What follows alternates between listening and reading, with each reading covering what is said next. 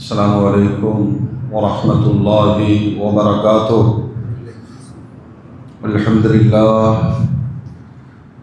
لله رب العالمين والعاقبة للمتقين والصلاة والسلام على رسوله سيدنا محمد وعلى آله وأصحابه أجمعين. أما بعد، فأعوذ بالله من الشيطان الرجيم. بسم الله الرحمن الرحيم. وجعل كلمة الذين كفروا السفلى وكلمة الله هي العليا والله عزيز حكيم. سئل رسول الله صلى الله عليه وسلم عن الرجل تقاتل شجاعة وتقاتل حمية وتقاتل رياء، أي ذلك في سبيل الله؟ فقال صلى الله عليه وسلم: من قاتل لتكون كلمة الله هي العليا فهو في سبيل الله. صدق الله العظيم وصدق رسوله النبي الكريم. اللهم صل على سيدنا محمد وعلى آل سيدنا محمد وبارك وسلم وكرم عليه. அளவில் அருளும் நிகரில் அன்பும் கொண்ட எல்லாம் வல்ல அல்லாஹ்வின் திருநாமம் போற்றி ஆரம்பம் செய்கின்றேன். சாந்தியும் சமாதானமும் ஈருலக சர்தார் அகிலத்தின் அருட்கொடை பிரபஞ்சத்தின் பேரொளி நம் உயிரினும் மேலாகிய கண்மணி நாயகம் ஹஸரத் முஹம்மது ரசூலுல்லாஹ் ஸல்லல்லாஹு அலைஹி வஸல்லம் அன்னவர்களின் மீதும், அன்னாரின் அடிச்சுவற்றை பின்பற்றி வாழ்ந்து வழிகாட்டிய உத்தம சத்திய சஹாபாக்கள், தாபிஈன்கள், தபஅத் தாபிஈன்கள், அவுலியாக்கள், நாதாக்கள், ஷுஹதாக்கள், குறிப்பாக பரக்கத்து நிறைந்த ஜும்மாவுடைய நன்னாளில் அல்லாஹ்வுடைய இல்லத்தில் சங்கமித்திருக்கிற நம் மக்கள், உலக மூமின்கள் அனைவர் மீதும் அல்லாஹ்வின் பேரருள் என்றென்றும் நின்று நடவட்டுமாக. ஆமீன். அல்ஹம்துலில்லாஹ். கண்ணியத்திற்கும் மரியாதைக்கும் உரிய அல்லாஹ்வின் நல்லடியார்களே, அருமையான மூமின்களே, சகோதரர்களே, அல்லாஹ் ஜல்ல ஜலாலுஹு தனது தீன், தனது மார்க்கத்தை உலகளாவிய மார்க்கமாக ஆக்குவதற்காக நபிகள் நாயகம் ஸல்லல்லாஹு அலைஹி வஸல்லம் அன்னவர்களை அருள்மறையாம் அல் குர்ஆனை தந்து புனிதமான இஸ்லாமிய பிரச்சாரத்தை தொடங்கும்படி ஆணையிட்ட பொழுது நபிகள் நாயகம் ஸல்லல்லாஹு அலைஹி வஸல்லம் தனி மனிதராக தன்னந்தனியாக மக்காவில் தொடங்கிய இந்த தீனுல் இஸ்லாம் என்பதின் பிரச்சாரம் வாழ்க்கை முழுவதும் பெரும் போராட்டம், நெடும் துயரங்களுக்கு பின்னால் முழுமைப்படுத்தப்பட்ட மார்க்கமாக அது நம்மிடம் வந்து சேர்ந்திருக்கிறது. பரிசுத்தமான இந்த தீனுல் இஸ்லாத்தின் ஆரம்பகால நிகழ்வுகளை ஒன்றை குர்ஆன் பதிவு செய்கிறது. இல்லா தன்சுரூஹு ஃபகத் நஸரஹுல்லாஹ். அல்லாஹ் நபிகள் நாயகம் ஸல்லல்லாஹு அலைஹி வஸல்லம் அன்னவர்களுக்கு உதவி செய்வார்.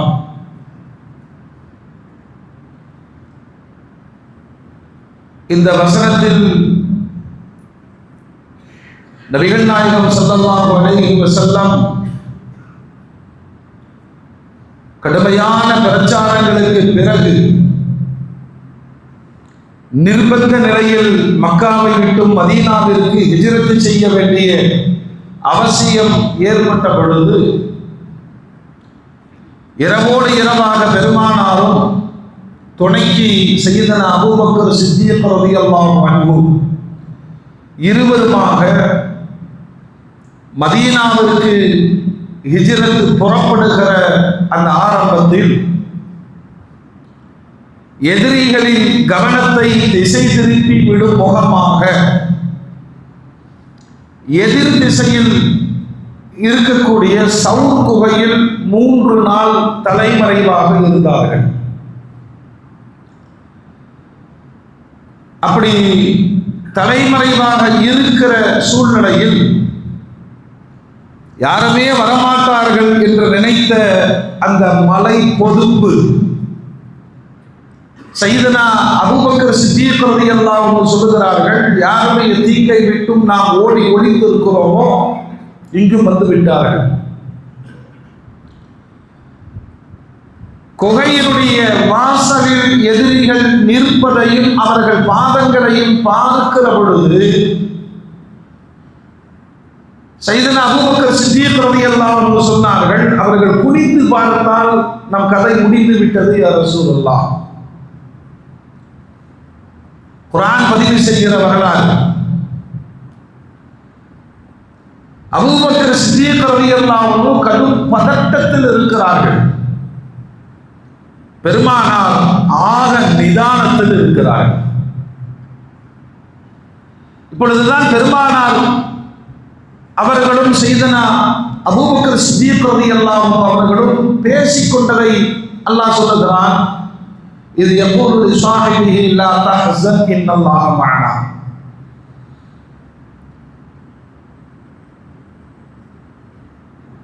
தன்னுடைய தோழருக்கு நபிகள் நாயகம் ஸல்லல்லாஹு அலைஹி வஸல்லம் சொல்லுகிறார்கள், அபூபக்கரே, உங்களுடைய எண்ணம் என்னவாக இருக்கிறது? நாம் இருவர் என்று சொல்லிக் கொண்டிருக்கிறீர்கள். நம்மோடு அல்லாஹ் இருக்கிறான் மூன்றாவதாக என்பதை ஏன் நீங்கள் உணரவில்லை? ஈமானிய அழுத்தத்தில் பெருமானாருக்கு நிகர் உலகத்தில் வேறு யாருமே கிடையாது. அவ்வளவு உச்சகட்டமான உயிர் போகிற இடத்திலும் கூட பெருமானாருடைய ஒரு வார்த்தை இப்படித்தான் வெளியே வந்தது. வந்து விட்டார்கள், குடித்து பார்த்தால் மாட்டிக்கொண்டுவோம், நம்முடைய கதை முடிந்து விட்டது, நம்மோடு மூன்றாவதாக அல்லாஹ் இருக்கிறானே, அதை பற்றி உங்களுடைய எண்ணம் என்ன? அதை அல்லாஹ் குர்ஆனிலே பதிவு செய்கிறான். கவலையோடு தன்னுடைய தோழர் பயத்தை சொன்ன பொழுது பெருமானார் சொன்ன வார்த்தை லா தஹ்ஸன் இன்னல்லாஹ மஅனா. கவலைப்படாதீங்க, நம்மோடு அல்லாஹ் இருக்கிறான்.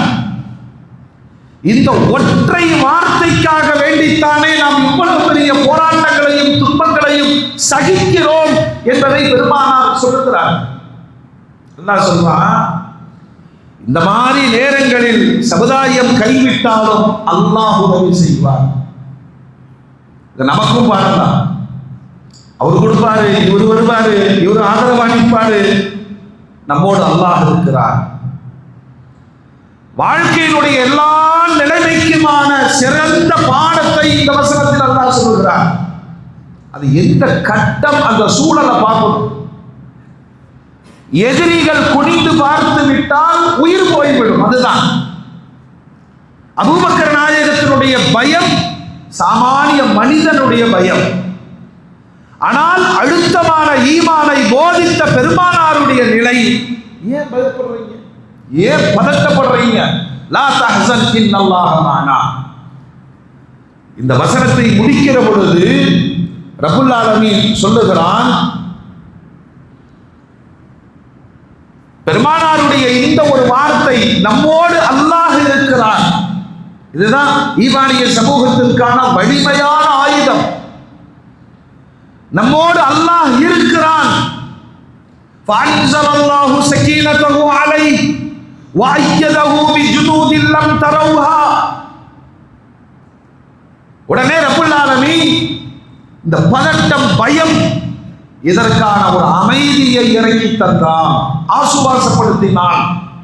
பெருமானாரும் சையதுனா அபூபக்கர் சித்திக் ரலியல்லாஹு அன்ஹு அவர்களும் ஆக நிம்மதியாக கொலை களத்தில் இருந்தார்கள். உங்கள் புறக்கண்களால் பார்க்க முடியாத பாதுகாப்பு கவசத்தை நான் ஏற்படுத்தினேன். வாய்யதவு பிஜுனூதில்லம் தரவஹா, அல்லாஹ்வுடைய படைகள், ஏராளமான படைகளை அல்லாஹ் வைத்திருக்கிறார். மனித சக்திக்கும் மனித அறிவிற்கும் அப்பாற்பட்ட வானவர்களின் துணையும் பாதுகாப்பும் சொல்லிட்டு அல்லாஹ் சொல்றான். பலவு சிரமங்களை பெருமானார் ஸல்லல்லாஹு அலைஹி வஸல்லம் எடுக்க வேண்டிய அவசியம் என்ன? ஊரை பகைத்து, நாட்டை பகைத்து, உறவுகளை பகைத்து, மிகப்பெரிய போராட்டங்களை கடந்து, உயிருக்கு பயந்து ஒளிந்து தலைமறைவாக கால்நடையாக செங்கடல் மார்க்கமாக நாடு கடந்து, இதற்கெல்லாம் அவசியம் என்ன? வஜஅல கலிமத்தல் லதீன கஃபரு சுஃப்லா. அதுக்கு ஒரே ஒரு நோக்கம் தான் இருக்கு. அல்லாஹ் இந்த வார்த்தை உயர்த்தப்பட வேண்டும், இதற்கு எதிரான ஷிர்க் இணை வைத்தல் தாழ்த்தப்பட வேண்டும். இதுதான் இன்றைய உலகத்தின் போராட்டமும். அதுதான் பெருமானார் ஸல்லல்லாஹு அலைஹி வஸல்லம் அவர்களுடைய புறப்பாடை அல்லாஹ் சொல்கிறான். எல்லா மனுஷனுக்கு ஒரு ஆசை இருக்குமா இல்லையா? யார்கிட்ட கேட்டாலும் சொல்லுவோம், நல்லா படிக்கணும், நல்லா சம்பாதிக்கணும், நல்லா சாப்பிடணும், சுகமா இருக்கும். இதற்காக வேண்டி துனியாவை அல்லாஹ் படைக்கவில்லை. அதுக்கு ஒரு வாழ்க்கை இருக்கு. எது சொல்லுங்க? எது? சொர்க்கம்.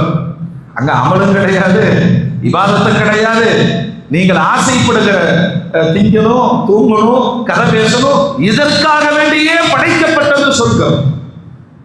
ஆனால் துனியா அப்படி அல்ல. சோதனை ஓட்டம். இதில் படைத்தவனை வணங்குதல் என்ற இந்த மார்க்கம், அதை நிரூபிக்கிற அல்லாஹ் என்ற கலிமா, அது உயர்த்தப்பட வேண்டும். பெருமானார் ஸல்லல்லாஹு அலைஹி வஸல்லம் சொல்வார்கள், அல்லாஹ் என்ற இந்த ஒரு வார்த்தை, அதை தாங்கி நிற்கிற இஸ்லாம் யாலு வலா யுலா, அது வளர்ந்துகிட்டே இருக்கும், வளர்ந்து கொண்டே இருக்கும். தாருல் அர்கமில் இருந்த வெறும் 4 நபர்கள் உமர் ரலியல்லாஹு நுழைகிற பொழுது 40 நபர்கள். பிறகு ஹஜ்ஜத்துல் விதாவில் 1.25 லட்சம். இன்றைக்கு சர்வதேச அளவில் முதல் மூத்த மார்க்கமாக இஸ்லாம் தன் வேகத்தை கூட்டிக் கொண்டே போகிறது. இதுக்கு பின்னாடி உன்னை கவனிக்கணும். எப்பொழுதெல்லாம் இந்த உலகம் இஸ்லாத்தின் மீது பழி சுமத்துகிறதோ அப்பொழுதெல்லாம் வீறு கொண்டு வளர்ந்து இருக்கிறது. இந்த பழி சாதாரண பழி கிடையாது. தெருவில் நடந்து செல்கிற மனிதனில் இருந்து ஆட்சி மன்றங்கள் வரையிலும் அதிகார வர்க்கங்களிலேயும் இஸ்லாம் குறித்த கொச்சைப்படுத்துதல் எங்கெல்லாம் நடந்ததோ அங்கெல்லாம் இஸ்லாம் இன்னும் துளிர்விட்டு வளருகிறது, வளருகிறது, வளருகிறது. உலகத்தின் மிகப்பெரிய ஏகாதிபத்தியங்களிலும் தன்னுடைய பாம்போசையை அது வெளிப்படுத்தி கொண்டிருக்கிறது. நாம செய்யறதில்லை. யாரு செய்யறா? அல்லாஹ் சொல்றான். பெருமானாருடைய போராட்டமே லா இலாஹ இல்லல்லாஹ், அது உயர்த்தப்பட வேண்டும். பெருமானாரிடம் கேட்கிறார்கள், யா ரசூலல்லாஹ், இந்த போர்கள் நடக்கிறது, போர்களில் வீரத்திற்காக கொல்லப்படுகிறார்கள், பாராட்டுகளுக்காக கொல்லப்படுகிறார்கள், வேறு வேறு நோக்கங்களுக்காக கொல்லப்படுகிறார்கள்.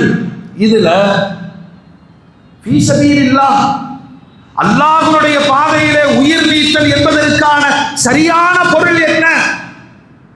இங்குதான் உலக மக்களுக்கு நபிகள் நாயகம் ஸல்லல்லாஹு அலைஹி வஸல்லம் சொல்லுகிறார்கள், ஒரு போராளியின் நோக்கம் அல்லாஹ்வுடைய தீன் உயர்த்தப்பட வேண்டும்.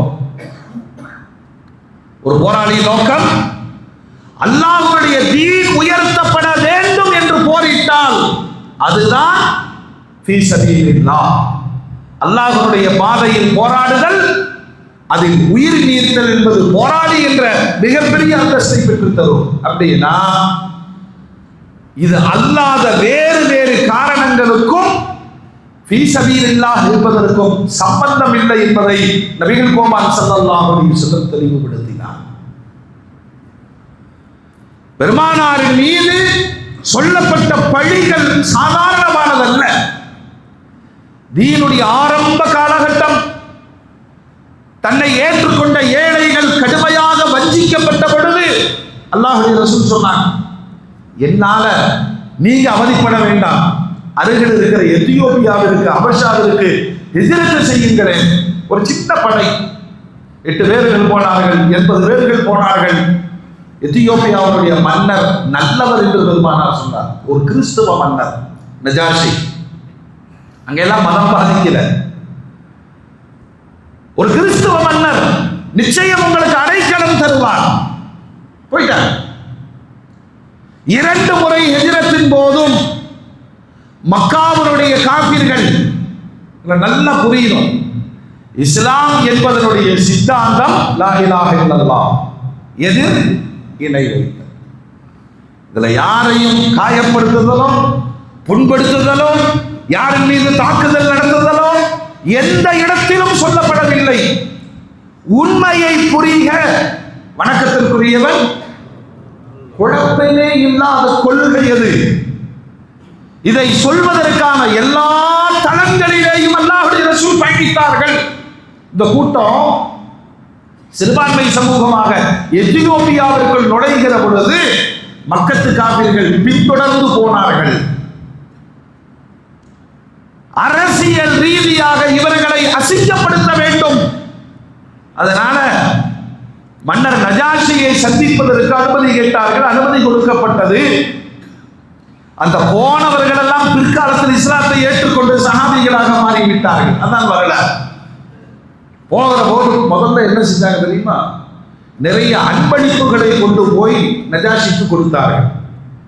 அவர் கேட்டார், நீங்கள்லாம் யாரு? நாங்க மக்கால இருந்து வர்றோம், எங்க ஊர்க்காரங்க கொஞ்சம் பேர் உங்க நாட்டுக்கு வந்திருக்காங்க, அவர்கள் எல்லாம் குழப்பவாதிகள், அவர்கள் மோசமானவர்கள், அவர்கள் உங்கள் நாட்டை பிளந்து விடுவார்கள், வழிபாட்டு முறைகளில் உங்களுக்கு எதிரானவர்கள், இப்படி எல்லாம் சொல்லி அந்த மக்களை திருப்பி தாருங்கள் என்று கேட்ட பொழுது அந்த நஜாஷி சொன்னார், என்னை நம்பி வந்தவங்களை, அடைக்கலம் தேடி வந்தவர்களை நான் ஒருபோதும் தரமாட்டேன். திரும்பி வந்துட்டார். அன்பளிப்பை பெறவில்லை. இதெல்லாம் அரசியல். இந்த குஃபார்கள் கூடி பேசுகிறார்கள். மன்னரை கவிழ்ப்பதற்கான வழி என்ன? எதை சொன்னால் இந்த மன்னர் முஸ்லிம்களை வெறுப்பார்? பழி சொற்களாலே இஸ்லாம் வளர்ந்து இருக்கிறது. ஒரு நாட்டினுடைய அரசர் எதை சொன்னால் வெறுப்பார்? யோசிக்கிறார்கள். அங்கு முடிவு எட்டப்படுகிறது. மன்னர் கிறிஸ்தவர்.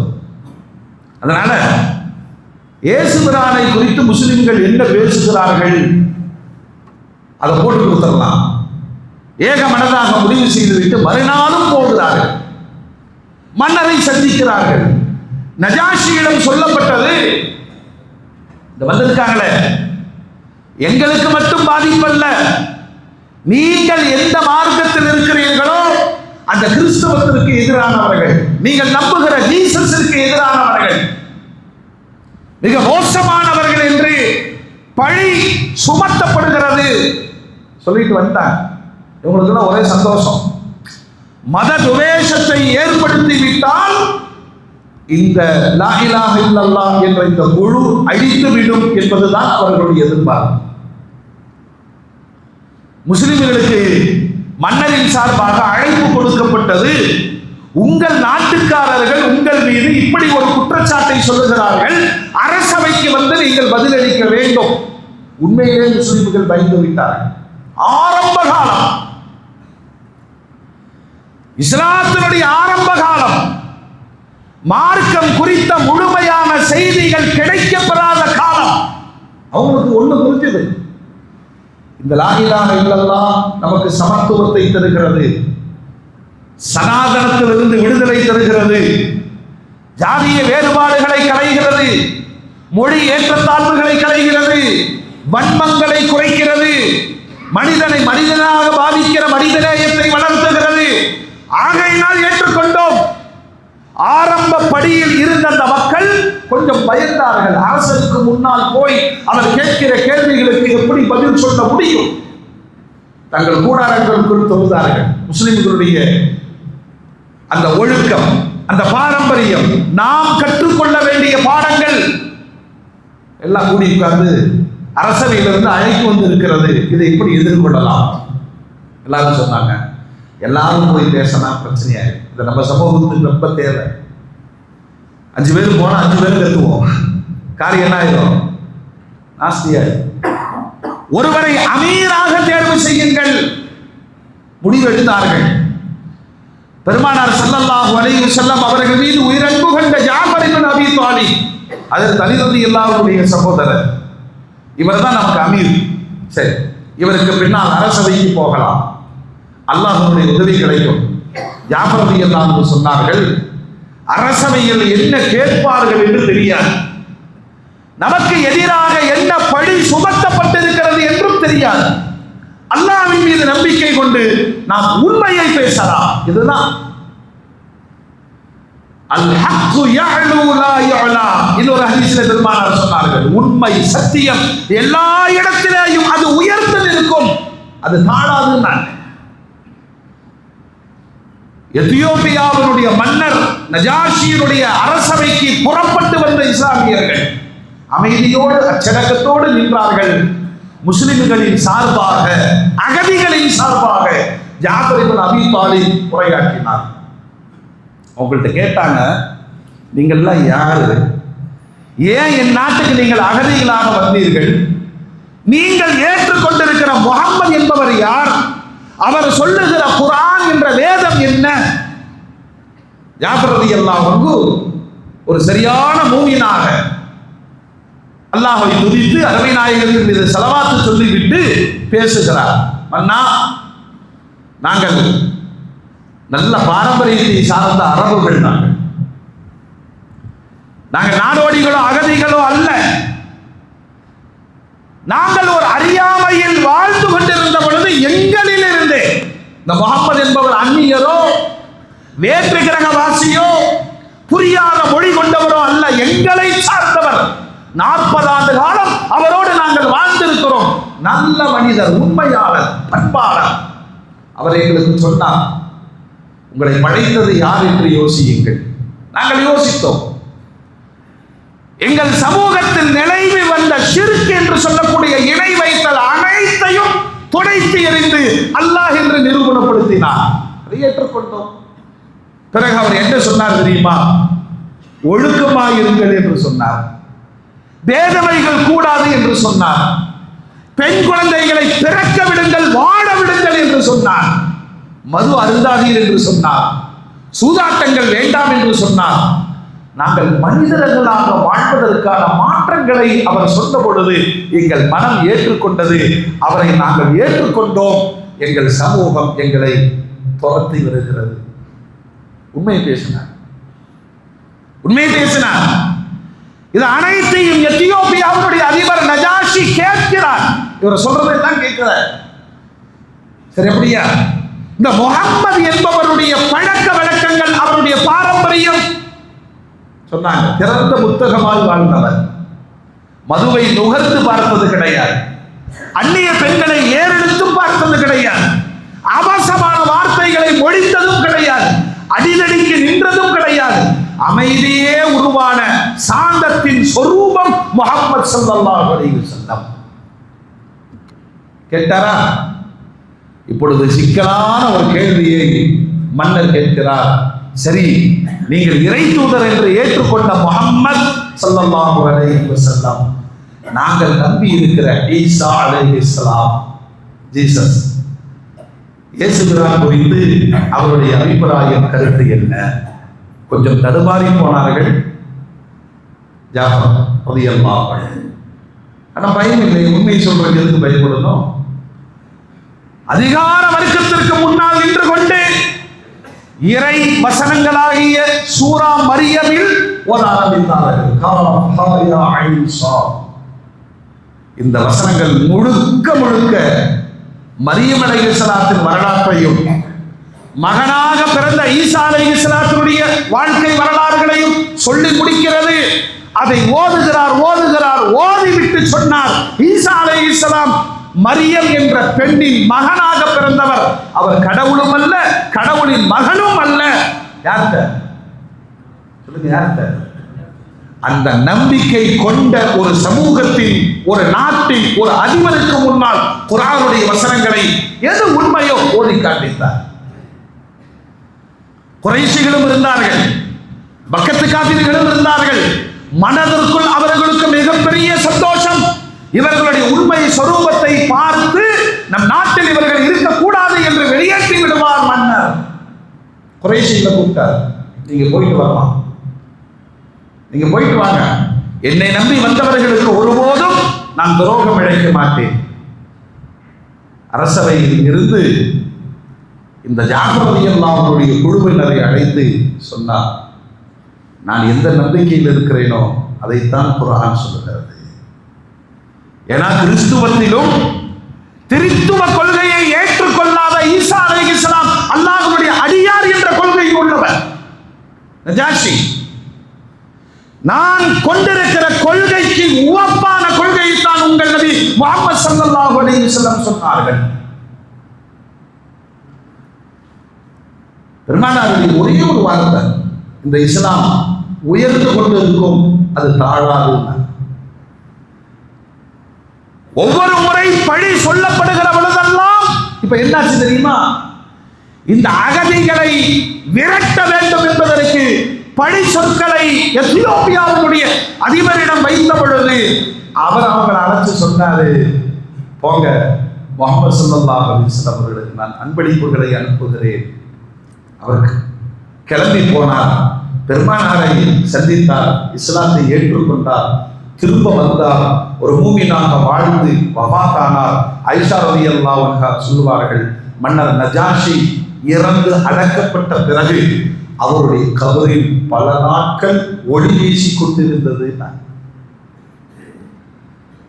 பலவு சாதாரணமாக இந்த தீன் உயரவில்லை, மிகப்பெரிய போராட்டங்கள். ஆனால் ஒன்று பெருமானார் சொன்னார்கள், எந்த இடத்திலும் உண்மையை பேசுங்கள். உங்களுடைய நோக்கம் நாடு பிடிப்பதாக, மண்ணாக, பொன்னாக இருக்கக்கூடாது. என்னுடைய ஒவ்வொரு பேச்சும் லா இலாஹ இல்லல்லாஹ் என்பதற்காக இருக்கும் என்று சொன்னால் அல்லாஹ்வுடைய உதவி கிடைக்கும், நிம்மதியை அல்லாஹ் தருவான். நீங்கள் பார்க்காத படைகளை கொண்டு அல்லாஹ் உதவி செய்வான்.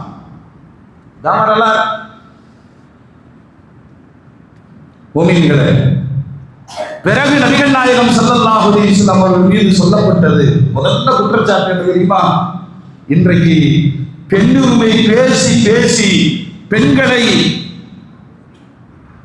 போக பொருளாகவே ஆக்கிவிட்ட இந்த உலகம். பெருமானார் ஸல்லல்லாஹு அலைஹி வஸல்லம் முதல்ல பிறப்பதற்கு உரிமையை தந்தார்கள். குர்ஆன் சொல்றதா இல்லையா? மறுமை நாளில் அல்லாஹ் கேட்பான், வைதல் மௌஊதத்து சுஇலத் பிஐயி தம்பின் குதிலத். உயிரோடு புதைக்கப்பட்ட ஒவ்வொரு பெண் சிசுவை பார்த்தும் அல்லாஹ் கேட்பான், எதற்காக நீ கொல்லப்பட்டாய்? அல்லாஹ்வுடைய ரசூல் தெரு தெருவாக போய் சொன்னார்கள், பெண் குழந்தைகளை புதைக்காதீர்கள், அவர்களை வளர்க்க விருப்பமில்லை என்றால் நான் வளர்க்கிறேன். நூற்றுக்கணக்கான பெண் குழந்தைகளை வளர்த்து ஆக்கியவர்கள் நபிகள் நாயகம் ஸல்லல்லாஹு அலைஹி வஸல்லம். பெண்கள் படிக்க வேண்டும் என்று உரிமை கொடுத்தார்கள். பெண்களுக்கு சொத்துரிமையை உலகத்தில் முதலாக தந்தவர்கள் பெருமானார். தன் மனைவி ஆயிஷாவை குறித்து சொன்னான், நான் வளர்த்தன புள்ள, திருமண பந்தத்தில் வைத்து அவர்களை அறிவாளியாக உருவாக்கி வைக்கிறேன். மொத்த மார்க்கத்தில் பகுதியை இந்த ஆயிஷாவிடம் கற்றுக்கொள்ளுங்கள். 58 ஆண்டு காலம் தன்னுடைய வாழ்க்கை முழுவதும் ஆசிரியையாக பணியாற்றியவர்கள் ஆயிஷா ரலியல்லாஹு அன்ஹா. நஜாஷிட்ட சொன்னாங்க, இவர் வந்த பிறகு பெண்களுக்கு அதிக சுதந்திரம் தந்து விட்டார். இதெல்லாம் பழியா? பழி சொற்கள் வர வர நிறைய பெண்கள் இஸ்லாத்தை ஏற்றுக்கொண்டார்கள். வரலாறுகளுக்குள்ள போனா நிறைய பெண்கள் பின்னால் ஆண்கள் வந்தார்கள். எப்பொழுதெல்லாம் பழி சொற்கள் இஸ்லாத்தின் மீது வைக்கப்படுகிறதோ, அமெரிக்காவில் நியூயார்க்கில் ஒருத்தர் முதல்ல மேயர் ஆகிறார். உலகமே பார்க்குது. என்ன சக்கரானா மம்தானி நியூயார்க் நகரத்தில் முதலாக ஃபஜ்ருடைய பாங்கு ஒளிபெருக்கின்னு சொல்லப்படுது. 1920களில் இருந்த பாங்கு சொல்லப்பட்டு கொண்டிருக்கிறது. பல நாடுகளில் வெளியில பாங்கு சொல்ற கலந்து கிடையாது. இன்னைக்கும் என்ன காரணம் தெரியுமா? அந்த ஒரு வார்த்தை மாற்றங்களை உருவாக்கி விடும் என்பது எப்பொழுதும் ஷிர்க்குக்கு உள்ள பயம். எந்த பிரச்சாரம் யாரும் பண்ண வேண்டாம். அழகிய பிலால் ரலியல்லாஹு அன்ஹு அவர்களை நினைவுபடுத்துகிற அந்த கலிமத்து தௌஹீத் அல்லாஹ் வெளியே வைக்கிறான். குர்ஆன் சொல்லுது, தங்களுடைய வாயால் இந்த ஒளியை அணைத்து விடலாம் என்று நினைக்கிறார்கள். யுரீதுன லியுத்ஃபிஉ நூரல்லாஹ். இஸ்லாம் என்பது அல்லாஹ்வுடைய ஒளி தானே. வாய் வச்சு ஊதி அணைச்சிடலாம் நினைக்கிறாங்க. வல்லாஹு முத்திம்மு நூரிஹி வலவ் கரிஹல் காஃபிர். காஃபிர்கள் வெறுத்தாலும் தன் ஜோதியை அல்லாஹ் முழுமை பெற செய்வார். நாமெல்லாம் எந்த பிரச்சாரமும் பண்ண வேண்டிய அவசியமே இல்லை. அது போகும். நம்ம வாழ்றதுதான் நமக்கு கடமை.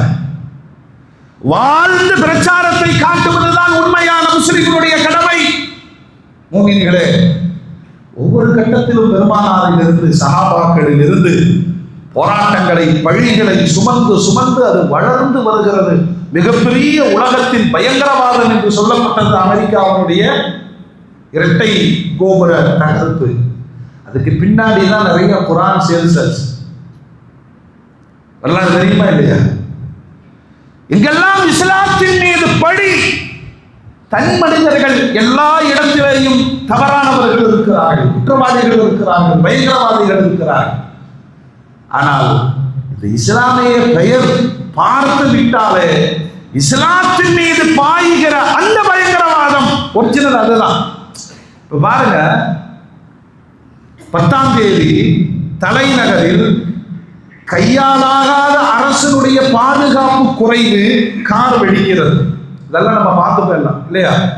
வழமை போன்று ஜனநாயகத்தின் 5வது தூண் எது? மீடியாக்கள், பத்திரிகைகள் மனப்பாடம் செஞ்ச மாதிரி கடகட ஒப்பிப்பாங்க. இது தேர்தலுக்கான வெடி. ஒவ்வொரு தேர்தல் நேரத்திலே இது என்னன்னா, இந்த ஆட்சியாளர்களும் அல்லது பாசிசம், உலக பாசிசம் ஒன்று இருக்கு, அமெரிக்காவிலிருந்து தொடங்குவது. இதுல சரியாக அறிவுஜீவிகளாக உள்ளார்ந்து நீங்கள் பார்த்தாலும் அமெரிக்கா, சைனா, ரஷ்யா இவர்களுடைய கலந்த கலவையில் ஏற்படுகிற பாதிப்புகள் உலகம் முழுவதும் பயங்கரவாதமாக வெளிப்படுகிறது. யாரு நம்மல்ல கிங்கு? உலக ரவுடி யாரு? சர்வதேச அரசியல் பயங்கரவாதம். இதில் அத்தனை அரசியல்வாதிகளும் கூட்டு, அத்தனை அதிபர்களும் கூட்டு. ஆனா என்ன, கடன்னு வரும் காரு புல்வாமாவில் புறப்பட்டு டெல்லிக்கு வருகிறது. அதை கரெக்டா எல்லாம் பிடிச்சி செட்டப் பண்ணி அவர் ஷா போய் நிற்பாரு, பார்ப்பாரு. உடனே டிபேட்டுகளில் அமர்ந்து கொண்டு ஒருத்தர் சொன்னான், முதல்ல அந்த புக்கை கிழிக்கணும். எந்த புக்கு? அல்லாஹ் பாதுகாப்பானாங்க. இப்ப இவங்களுடைய எண்ணங்கள் எதுன்னு சமூகம் படிக்குதா இல்லையா? ஒரு பயங்கரவாதம். அதை இஸ்லாம் ஒருபோதும் ஆதரிப்பதில்லை. குர்ஆன் தெளிவா சொல்லுது, மின் அஜ்லி ذلك كتبنا على بني إسرائيل أنه من قتل نفسا بغير نفس أو فساد في الأرض فكأنما قتل الناس جميعا. இஸ்ரவேலர்கள் சமுதாயத்திற்கு நாம் கடமையாக்கினோம், காரணம் இல்லாமல் ஒரு உயிரை கொன்றால் மொத்த உயிர்களையும் கொன்ற குற்றவாளியாகுவான். அதுதான் நமக்கு. யாருடைய உயிரை எடுப்பது மற்றவங்க இருக்குங்க, தன் உயிரை மாய்த்துக் கொள்வதற்கு கூட குர்ஆன் அனுமதி கொடுக்கல. தற்கொலைக்கு சொல்லுங்க, அல்லாஹ்வுடைய ரசூல் சொல்றாங்க, என்ன கஷ்டம் வந்தாலும் சரி அல்லாஹ்வுடைய அமானித உயிரை எடுக்கக்கூடாது சொல்லிட்டு பின்னாடி சொல்றாங்க, ஏதாவது காரணங்களுக்காக ஒருவன் ஆயுதத்தால் தன்னைத்தானே குத்திக் கொண்டு தற்கொலை செய்து கொண்டால் அதே மாதிரியான தண்டனையை நரகத்தில் நிரந்தரமாக அனுபவித்துக் கொண்டிருப்பான். ஏதாவது ஒரு காரணத்திற்காக விஷம் அருந்தி ஒருவன் தன் உயிரை மாய்த்துக் கொண்டால் அதே தண்டனையை நரகத்தில் நிரந்தரமாக அனுபவித்துக் கொண்டிருப்பான். ஏதாவது ஒரு காரணத்திற்காக மலை உயர்ந்த கட்டிடங்களில் இருந்து குதித்து செத்துவிட்டால் அதே தண்டனையை நரகத்தில் நிரந்தரமாக அனுபவிப்பார். நபிகள் நாயகம் ஸல்லல்லாஹு அலைஹி வஸல்லம் தன் உயிரை எடுக்கவும் அனுமதி இல்லை, பிறர் உயிரை அப்படி எடுப்பவன் சரியான முஸ்லீமாகும். இன்னும் இஸ்லாம் சொல்லுது, அப்படி ஒருத்தர் செஞ்சுட்டா கிடைச்சான்னா உடனே மரண தண்டனை கொடுக்குது. விசாரணை வழக்கு அதெல்லாம் கிடையாது. இவன் தான் கன்ஃபார்ம் ஆச்சா உடனே கொள்ளுங்கள். இவ்வளவு பரிசுத்தமான மார்க்கம். இப்ப தேர்தல் நேரத்தில் இந்திய வரலாற்றில் பார்த்தால் 20க்கும் மேற்பட்ட முறைகள் குண்டுகள் வெடித்திருக்கிறது. அத்தனைக்கு பின்னாடி பாசிச பயங்கரவாதம். இது எப்ப தெரியுமா வரும்? அந்த வழக்கை எடுத்து நடத்திய ஜட்ஜு ரிட்டையர்ட் ஆகும் போது நாட்டுக்கு சொல்லிட்டு போவான், இவனுக்கு தான் வச்சாங்க. கோதரா ரயிலில் இருந்து என்ன காஷ்மீர் மக்கள் உலகத்திலிருந்து தனிமைப்படுத்தப்பட்டு அவர்கள் கொடுமைப்படுத்தப்பட்டு இருக்கிறார்கள். அந்த மக்கள் அரசோடு போராடி கொண்டிருக்கிறார்கள். நாட்டுக்கும் நடக்கிற போராட்டங்கள். நீங்க செஞ்ச ராணுவ நடவடிக்கை, அவர்கள் செய்தால் பயங்கரவாதம். நியாயப்படுத்துறது இல்ல. ஒரு பெரும் சமூகத்தை இந்த நாட்டில் மட்டுமல்ல சர்வதேச அளவில் இஸ்லாமிய சமூகம் பெரும்பான்மை சமூகம். அது சமாதானத்தோடும் அமைதியோடும் எல்லாம் சொன்னாங்களே. ஒருத்தர் பக்கத்துல தொழுகிறாருன்னு சொன்னா நீ சத்தம் போட்டு குர்ஆன் ஓதாத. அந்த தொழுகையாளிக்கு இடையூறு ஏற்படுகிற விதத்தில் இறை வேதத்தை கூட ஓதக்கூடாது.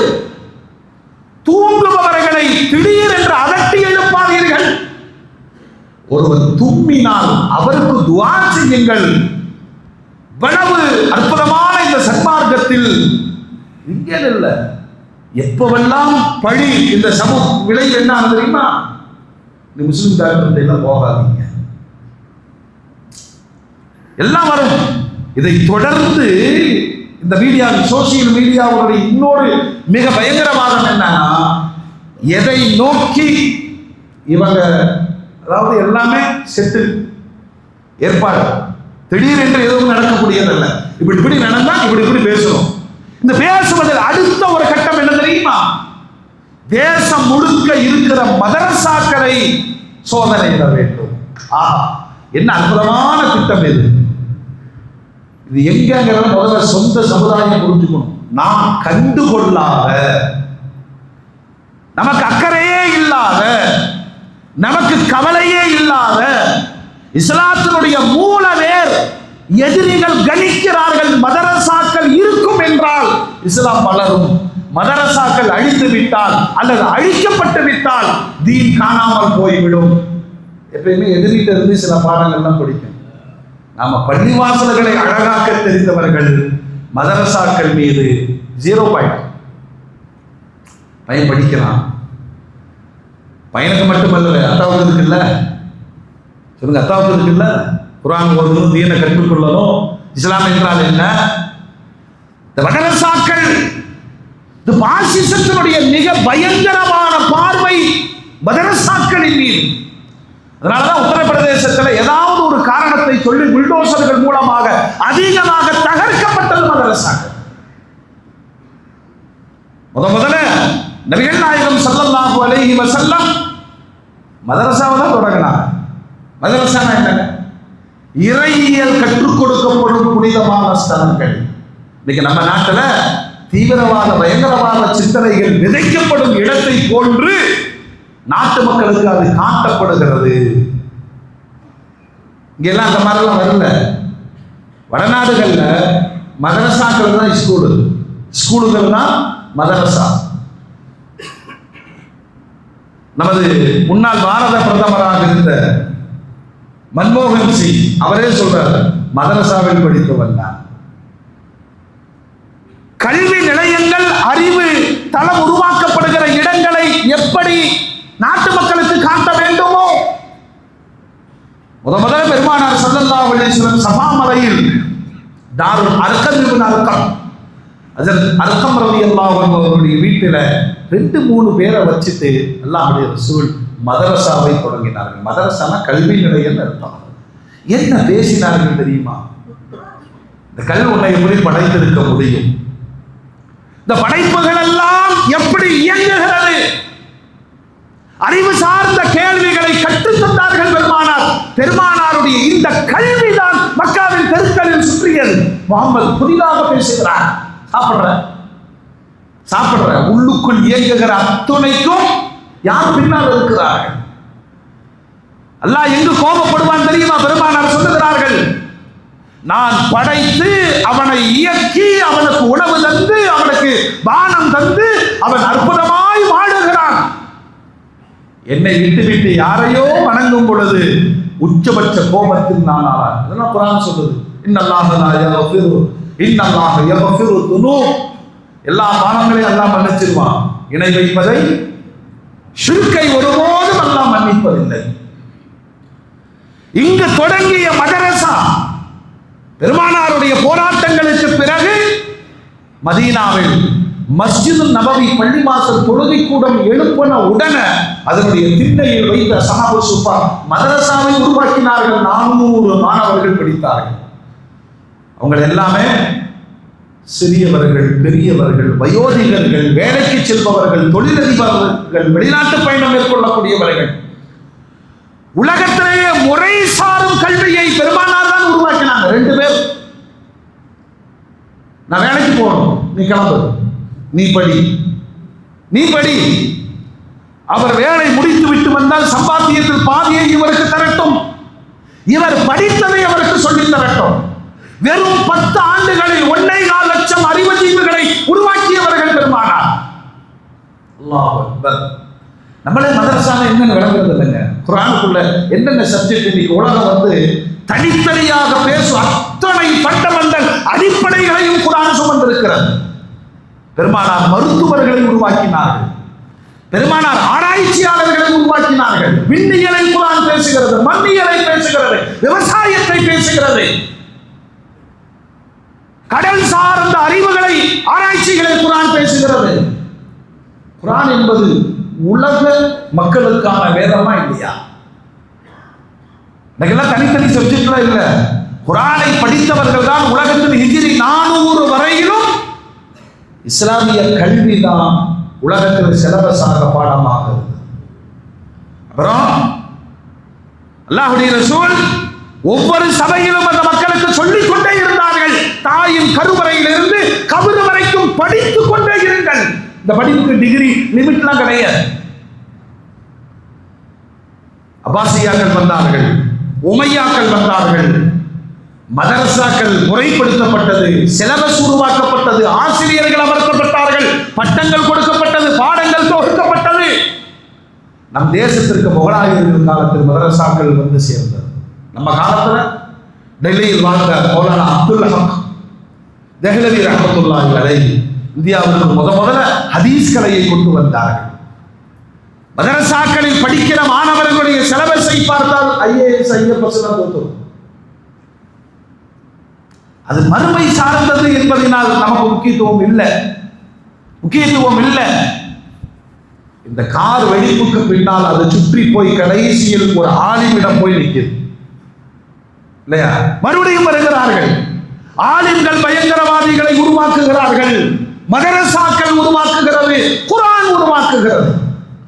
எல்லாம் பார்த்துட்டு மௌனமா இருக்கிறதா அல்லது சரியான முஸ்லிமாக வாழ்ந்து காண்பித்து உண்மைப்படுத்துவதா? பழிகள் சொல்லப்பட்ட பொழுதெல்லாம் பழிக்கு பதில் சொல்லவில்லை பெருமானாரும் சஹாபாக்கள். அதனாலதான் ரோமர்கள் இஸ்லாத்தின் மீது, அரபியர்கள் மீது படையெடுப்பதற்காக உளவை அனுப்பிய பொழுது உளவுத்துறை அதிகாரி போய் சொன்னா அவங்க என்ன தொட முடியாது. ஏண்டா, என்ன பிரச்சனை? பகலில் குதிரையில் பயணிக்கிறார்கள், இரவில் முசல்லாவில் பயணிக்கிறார்கள். இறைவனோடு சம்பந்தப்பட்ட அதிகாரிகளை வெல்வது கடினம் தான். மோமின்களே, இந்த பழி சொற்களும் அவச்சொற்களும் இஸ்லாத்தின் மீதும் பெரும்பான்மையான இஸ்லாமியர்கள் மீது காயப்படுத்துகிற, தலைகுனிய வைக்கிற, இதுவெல்லாம் சோதனைகளாக நினைக்காமல் இஸ்லாம் மலர்வதற்கான வழியை அல்லாஹ் தந்திருக்கிறான். இனிமேலும் நான் சிறந்த தொழுகையாளியாக வாழணும், சிறந்த மனிதநேயமிக்கவனாக வாழ வேண்டும், கொடுக்கிற இடத்தில் வாழ வேண்டும், பிறருக்கு வழிகாட்டியாக வாழ வேண்டும். ஒவ்வொரு நிகழ்விலும் இஸ்லாம் வழியாக்கப்படும் பொழுதெல்லாம் அது வளர்ச்சியை நோக்கித்தான் நகர்ந்திருக்கிறது என்பது வரலாறு. இதனால இந்த தேர்தல் வெளிகளுக்கு பின்னால் இஸ்லாம் வழியாக்கப்படலாம், பீகாரினுடைய பிரச்சனைகள் வரும், எஸ்ஐஆர் ரொம்ப குழம்பி போயிருக்கிறது. நாம இப்ப எல்லாம் பார்த்தா கடையில போய் நிற்கிறாங்க, காது தெரியுது மாதிரியே. அப்புறம் ஒரு ஆளாளுக்கு ஒன்று சொல்றாங்க, ஒன்னே ஒண்ணுதான், அந்த ஃபார்மை கரெக்டா ஃபில் பண்ணி கொடுத்துருங்க, அதுல என்ன கேட்டிருக்காங்க முறைப்படி கொடுத்துருங்க. உங்களுக்கு வாக்கு சீட்டு வருதுன்னு சொன்னா வாக்கு போடும் அன்னைக்கு ரோட்டில் உட்கார்றதா வழி. ஏதாவது ஒரு சதிதான். இதை கேட்டவனை அதாவது ஆட்சியாளர்களை வாக்காளர்கள் தீர்மானிப்பார்கள், அதான் உண்மை. வாக்காளர்களை அவ்வளவுதான் முடிஞ்சு. நம்மளை ஒதுக்கிறக்கான நம்மள்கிட்ட 5 கேள்வி கேட்டால எனக்கு வேலை இருந்து போயிருக்கும். ஏன்னா அரசாங்கம் எவ்வளவோ சலுகைகளை தரும் பொழுதெல்லாம் மாம்பிள்ள பொண்ணு கியூல நிற்கும், யாருதான் அப்ப மட்டும் யாருதான் அப்படின்னு எல்லாத்தையும் போட்டு போயிடும். எதிர்கொள்ள வேண்டுமா இல்லையா? இது எல்லோருக்குமான பொதுவானது. முயற்சிகள் அறிவுடைமை சார்ந்து நிறைவேற்றணும். நான் எதையுமே செய்ய மாட்டேன், எப்ப பார்த்தாலும் எங்களுக்கு எதிராக இருக்கிறார்களே, அது கியாமத்து வரைக்கும் அப்படித்தான் இருக்கும். அமெரிக்காவில் போனாலும் முஸ்லீம் என்று சொன்னால் உன் மீது அரசாங்கத்தினுடைய தனி பார்வை இருக்கும். ரஷ்யாவுக்கு போனாலும் கொடுத்தாரு, ஜப்பானுக்கு போனாலும் கொடுத்தாரு. ஏன்னா சர்வதேச சன்மார்க்கம் இஸ்லாத்தை நோக்கி மக்கள் கூட்டம் கூட்டமாய் வரும் பொழுது என்ன நடக்கும் சொல்லுங்க? என்ன நடக்கும்? பங்கு சந்தை விழும், சாராயங்கள் ஒழியும், வட்டி வரவு செலவுகள் இல்லாமலாகிவிடும், வீண் கேளிக்கை விளையாட்டுகள் மொத்தம் கார்பரேட் அழிஞ்சு போயிடும். இதை உலகம் ஏற்றுக்கொள்ளுமா? அவன் வழிக்கு இன்னைக்கு சவுதிகளை கொண்டு வந்துட்டான். சூதாட்ட கிளம்பு அரபுகள்ல வந்துருச்சு. பெண்கள் நடனமாடுவதை பகிரங்கப்படுத்தி வெளியே வந்துருச்சு. இப்ப அவங்க ஒரு காம்ப்ரமைஸ் பண்றாங்க, மாடர்ன் இஸ்லாம். இது பெருமானாருடைய இஸ்லாம் அல்ல. இந்த மாடர்ன் இஸ்லாமை அமெரிக்கா விரும்புகிறார். நீங்க ஆடிக்கிட்டே இருக்கணும்டா, ஆடிக்கிட்டே இருக்கணும், நாங்க வாழ்ந்துகிட்டே இருக்கணும். ஆனால் நான் நம்பி இருக்கிற ஈமான் அது அல்ல. அழிந்து போகிற துன்யாவில் இருந்து அழியாத மறுமைக்காக நம்மை ஆயத்தப்படுத்திக் கொள்வது அல்லாஹ் எப்படி சொன்னானோ, ரசூல் எப்படி சொன்னார்களோ அப்படி வாழ்வதுதான் நம்முடைய கடமை என்பதை வாழ்வின் வழியே. இது மட்டுமல்லங்க, இன்னும் நிறைய தேர்தல் வரப்போகுது, நிறைய மாநிலங்களுக்கு வரப்போகுது. இன்னும் எதையெல்லாம், அதாவது பாபரி மஸ்ஜிதுக்கு பழி வாங்குவதற்காக டிசம்பர் 6 தேசம் முழுவதும் குண்டு வைப்பதற்கு இஸ்லாமியர்கள் சதி.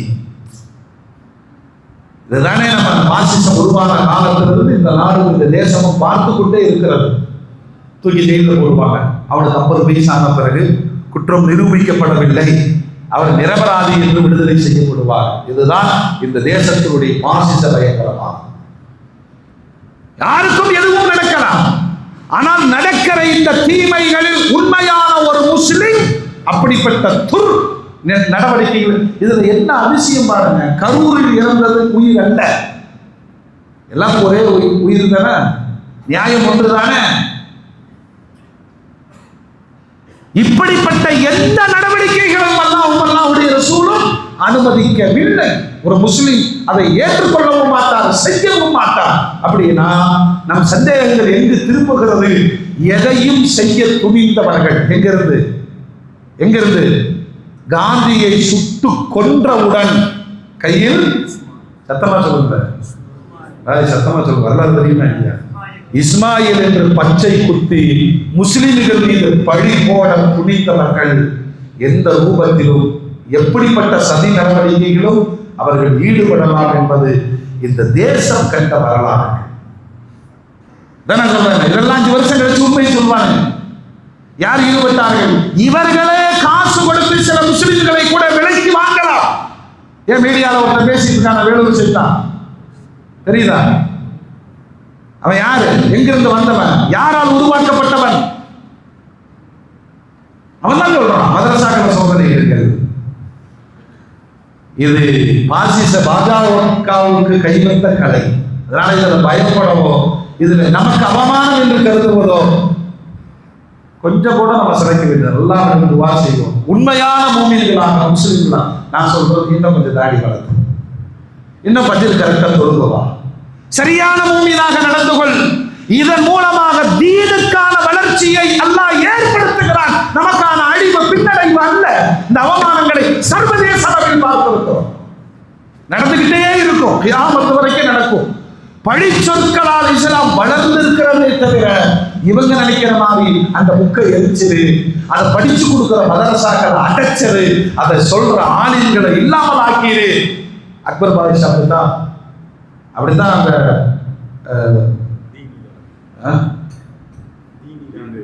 தீன இலாகி உருவாக்கி வெளிநாட்டவர்கள் குரானை எல்லாம் எரிச்சாங்க. அந்த சொல்ல நான் பைபிள் எல்லாம் எரிக்க போறேன். அவங்க அம்மா சொல்லுச்சு, முட்டாள்தனத்தினுடைய உச்சம் இது, அவங்க அறியாமையில் செய்யறாங்க, நீ சரியான முஸ்லீமாக வாழ்ந்தால் குரான் கியாமத் வரைக்கும் ஆயாது.